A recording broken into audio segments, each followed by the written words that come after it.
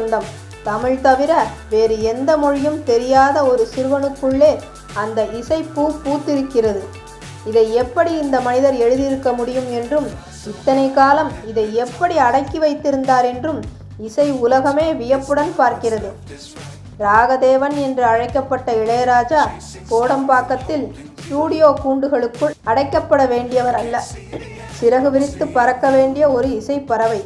மரத்தை சுற்றி ஓடிவரும் கதாநாயகியும் கதாநாயகனும் ஒரு பாடலுக்கு வாயசைக்க அதற்கு ஒரு இசையமைத்து கொடுக்க வேண்டிய சாதாரண பணியை செய்ய வேண்டியவர் அல்ல என்பதை அவருடைய 4 பகுதி சிம்போனிகளும் நமக்கு உணர்த்தியது. அதற்கு பிறகு அவர் சில இசையை வழங்கினார். அதன் மூலம் அவர் நமக்கு வேறொரு செய்தியை உணர்த்தினார். சுமார் 1 மணி நேரம் நீடித்த 4 பகுதி சிம்போனி இசை முடிந்ததும் அடுத்த நிகழ்ச்சி தொடங்கியது. நிகழ்வு முடிந்தவுடன் அரங்கமே எழுந்து கைத்தட்டியது.